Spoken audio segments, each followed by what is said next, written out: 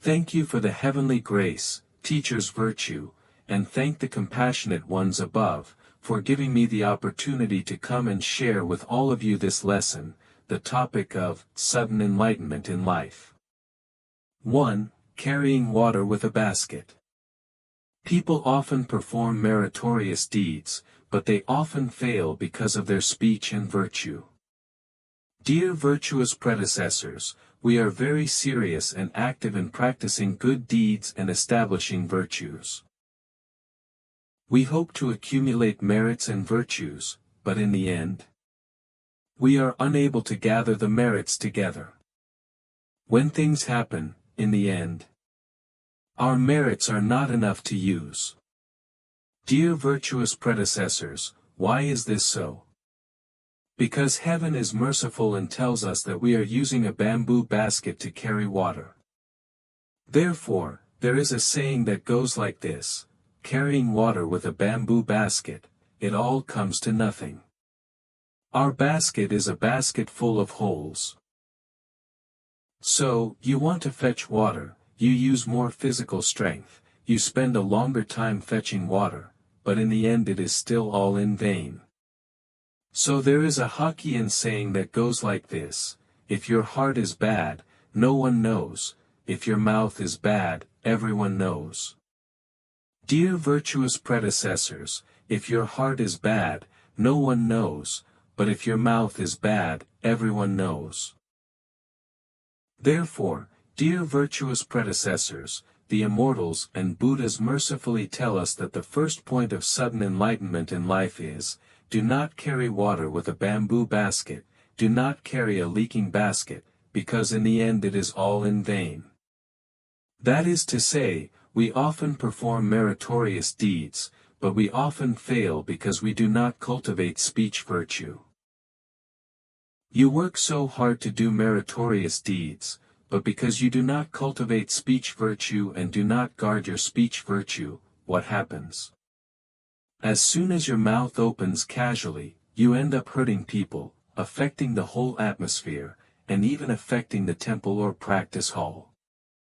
Especially for us spiritual practitioners, we keep a pure mouth and eat vegetarian food. Many people outside will look at us with a magnifying glass and look at us with a microscope. When we do well, they think it is only natural and to be expected. But when we have even a tiny little flaw, people look at us with a magnifying glass and look at us with a microscope.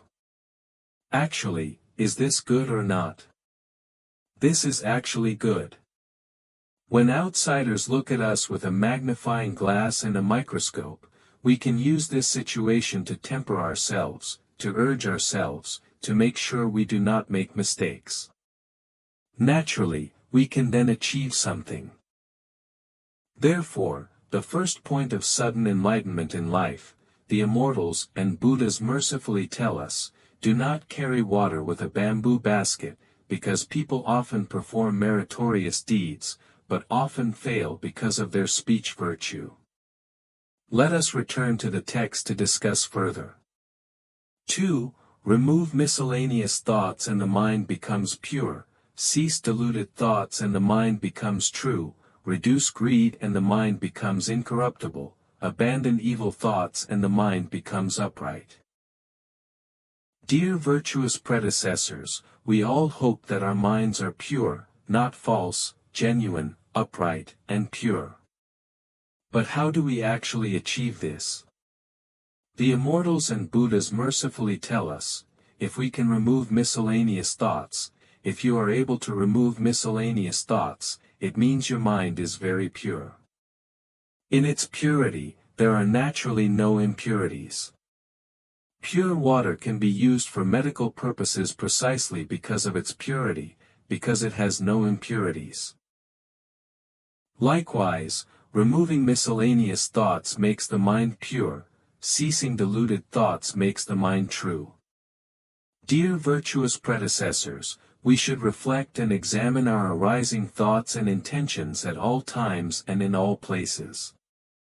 When no thoughts arise, your mind is genuine.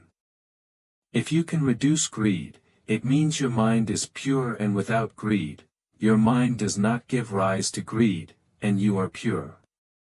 You can abandon evil thoughts and the mind becomes upright. Every single arising thought and intention, without miscellaneous thoughts, without deluded thoughts, without greed, and without evil thoughts, means your mind is pure, genuine, pure, and upright. Dear virtuous predecessors, let us continue to return to the text to discuss further. 3. When seeing others' faults, reflect inwardly to examine oneself.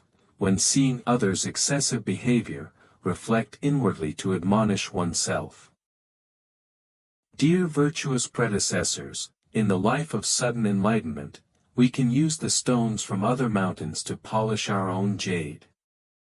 By using other people's mistakes as a mirror, we reflect upon and examine ourselves. When we see others doing wrong things, dear virtuous predecessors, do not gloat or rejoice in their misfortune.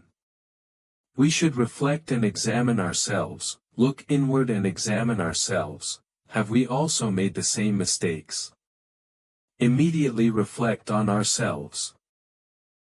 If we see someone doing something extremely excessive, immediately awaken, alert ourselves, and ask, have we ever done the same thing before? Dear virtuous predecessors, through other people's actions and behavior, we reflect upon ourselves. When others do things correctly and well, everyone, please do not feel jealous. We should learn from and emulate them. When others do things wrongly, we immediately reflect, examine ourselves, and caution ourselves that we must not do the same. Because when others do wrong, we all feel it is wrong and not good. May I ask, if we ourselves do it, wouldn't it also make others feel it is wrong and not good? Let us return to the text to discuss further. 4. When seeing others acting casually, reflect inwardly to discipline oneself. When seeing others' eccentric behavior, reflect inwardly to examine oneself. Dear virtuous predecessors, one kind of rice feeds 100 kinds of people. There are all kinds of people, especially in today's pluralistic society. So when we see someone being very casual, throwing things around randomly, and behaving very casually, the moment we see this, we should immediately reflect inwardly and tell ourselves, take this as a warning, take this as a lesson. We must not do the same. We must remain cautious and vigilant at all times, we cannot be casual. If we act casually for a long time, for us it will lead to indulgence and laxity, which is not good for spiritual practitioners and adds absolutely no value to how we conduct ourselves in the world. Today's society is too pluralistic, so some people have eccentric behaviors and manners that others find unbelievable. Today's society is really like this because we are in the Dharma ending age. Dear virtuous predecessors, when we see these eccentric behaviors, manners, words, and actions of others, we should immediately reflect on ourselves, do we have such behavior? Perhaps we feel that some of our small habits are nothing important, but these small actions may make others feel they are inelegant or inappropriate, and that would not be good. Therefore, dear virtuous predecessors, the immortals and Buddhas mercifully tell us. When seeing others acting casually, reflect inwardly to discipline oneself. When seeing others' eccentric behavior, reflect inwardly to examine oneself. Let us return to the text to discuss further. 5. When seeing others being selfish, reflect inwardly to correct oneself. When seeing others fail, reflect inwardly to be cautious. Dear virtuous predecessors, people say, if one does not act for oneself, heaven and earth will destroy them. It seems as if people should be selfish. Dear virtuous predecessors, the first sentence I just mentioned, if one does not act for oneself, heaven and earth will destroy them. The word oneself here refers to the oneself in correcting oneself to become a person of integrity, the oneself in cultivating one's character and making oneself a role model. Everyone, this oneself is not the oneself that means being selfish. It is not. Dear virtuous predecessors, if you can cultivate yourself to become a true gentleman, to become a role model, just like the sages, immortals, and Buddhas, then this saying means that if you cannot cultivate yourself to become a sage, immortal, or Buddha, you may be destroyed by heaven and earth. Because becoming a human being is not an easy thing. Dear virtuous predecessors, we should be very clear that to become a human, to have this human life, is extremely rare and precious.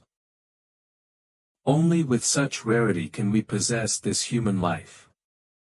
Therefore, since we have obtained this human life, and we have been given an appearance that is still presentable, and we also have the Tao that we can cultivate, dear virtuous predecessors, shouldn't we strive to correct ourselves to become a person of integrity, attain the Tao and ascend to heaven, and leave our name in the human world?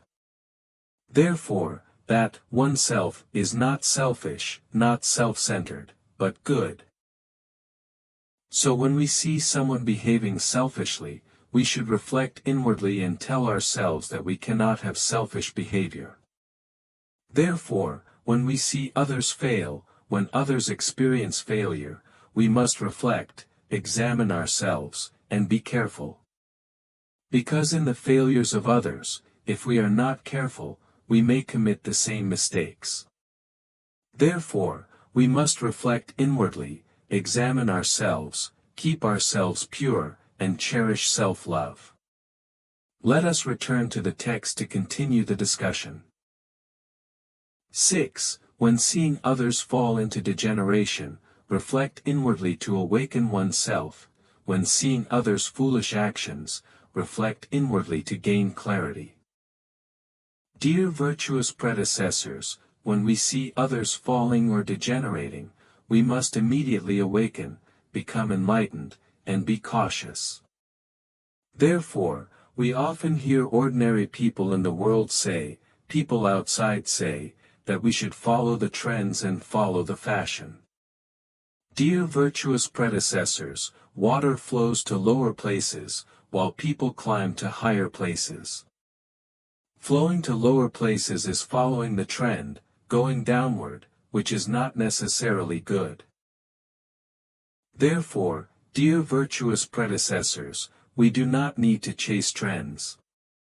The so-called trends pass very quickly. We only need to become the pillar in the middle of the stream, we do not chase trends. Therefore, when we see others degenerating, we must reflect inwardly to awaken ourselves. We cannot degenerate. We must be the pillar in the middle of the stream. We must stand firm on our feet.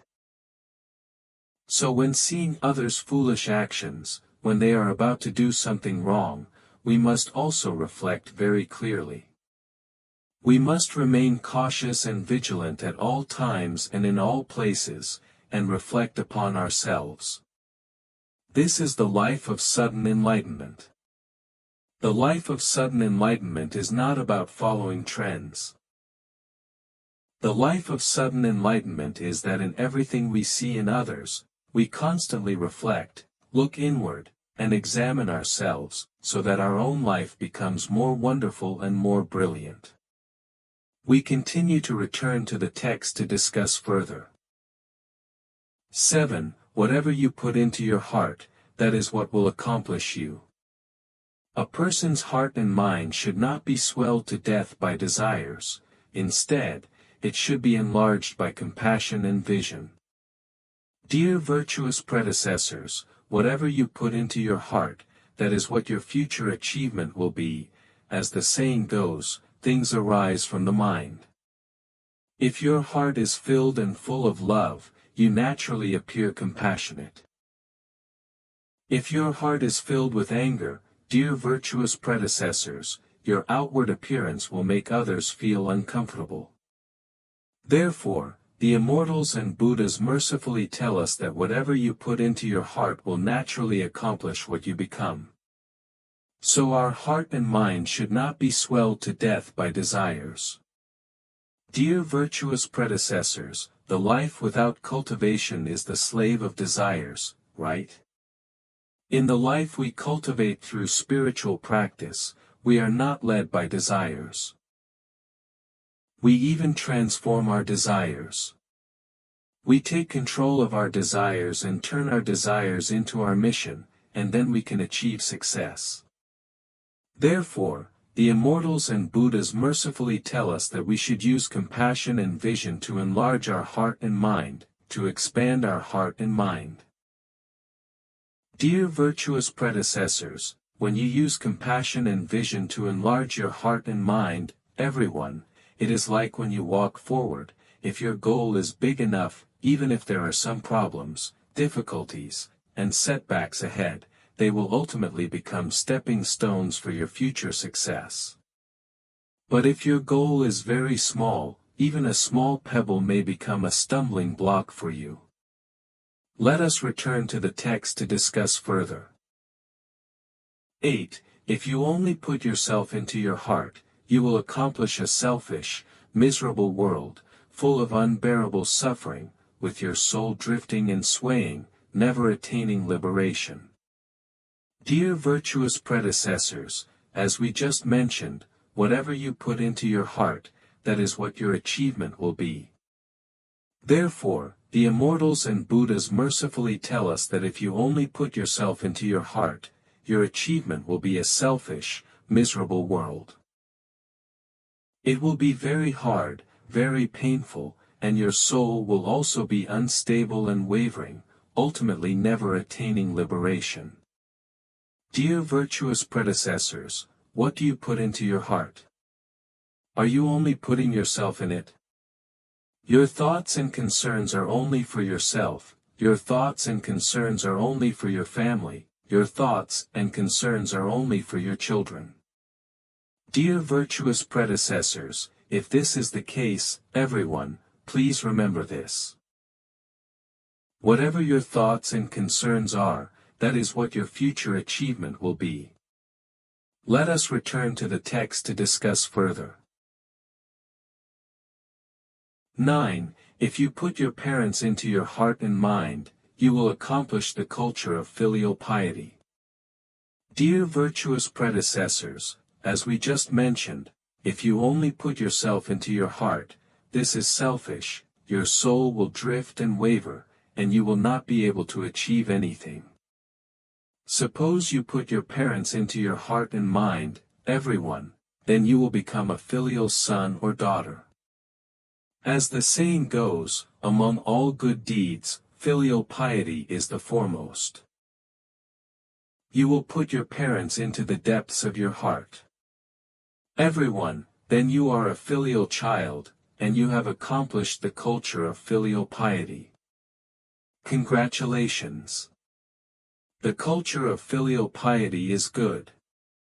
Throughout the ages, all the sages, immortals, and Buddhas were filial sons and daughters, and they all promoted the culture of filial piety. Therefore, everyone, we should put our parents into our hearts and minds. Let us return to the text to discuss further. 10. If you put the mountains, rivers, and the great earth into your heart and mind, you will accomplish vast, noble, and righteous spirit. Dear virtuous predecessors, the immortals and Buddhas mercifully tell us that if you put the mountains, rivers, and the great earth into your heart and mind, you will naturally accomplish vast, noble, and righteous spirit. Just like the great immortal Wen Tianxiang, he told us, since ancient times, who in life has not died? Leave behind a loyal heart that illuminates the pages of history. Have you heard this? This sentence means he put the mountains, rivers, and the great earth into his heart and mind, and he accomplished vast, noble, and righteous spirit. Just like our Yufei with return our rivers and mountains, he put the mountains, rivers, and the great earth into his heart and mind, and he accomplished vast, noble, and righteous spirit. Everyone, therefore, whatever you put into the depths of your heart, that is what your achievement will be. Let us continue to look at the compassion of the immortals and Buddhas, so that we may understand. Let us return to the text to discuss further. 11. If you put your motherland into your heart and mind, you will accomplish becoming a peerless hero. Dear virtuous predecessors, if you put your country into your heart and mind, you will accomplish becoming a peerless hero. Dear virtuous predecessors, every founding wise emperor and founding monarch throughout the dynasties in history was able to achieve this because he put his motherland and his country into his heart and mind, and thus he accomplished becoming a peerless hero. Therefore, the life of sudden enlightenment makes it very clear to us that we should reflect upon and examine ourselves at all times. What do you put inside your heart and mind? If you put your country in it, you will accomplish becoming a peerless hero. If you put only yourself in it, you will become selfish, that is called a self-centered person. Let us return to the text to continue the discussion. 12. If you put the happiness of all sentient beings into your heart and mind, you will accomplish the supreme, perfect enlightenment and the world of ultimate bliss. Dear virtuous predecessors, the immortals and Buddhas mercifully tell us that if you put the happiness of all sentient beings into your heart and mind, you will be able to accomplish the supreme, perfect enlightenment and the world of ultimate bliss. Let us look at every sage, immortal, and Buddha, they are all like this.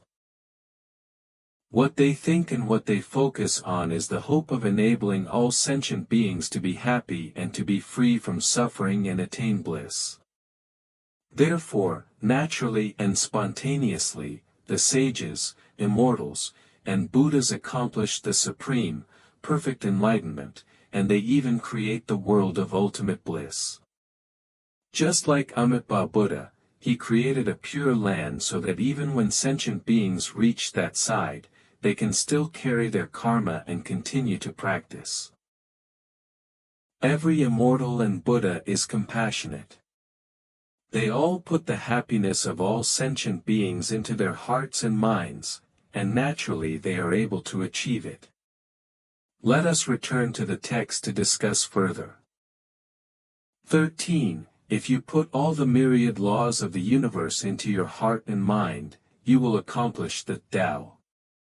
Dear virtuous predecessors, the Tao is a path that every one of us, no matter who we are, must pursue, explore, and understand if we want to achieve anything. Therefore, the sages clearly show and tell us what the Tao is. The right side of Tao is the character, Shou, means head or first, and the left side is the Zoma Pang. Shou means important matters or the first. The left side, Zoma Pang, tells us that the most important path is called the Tao. Therefore, dear virtuous predecessors, let us now discuss together in this lesson how to attain sudden enlightenment in life.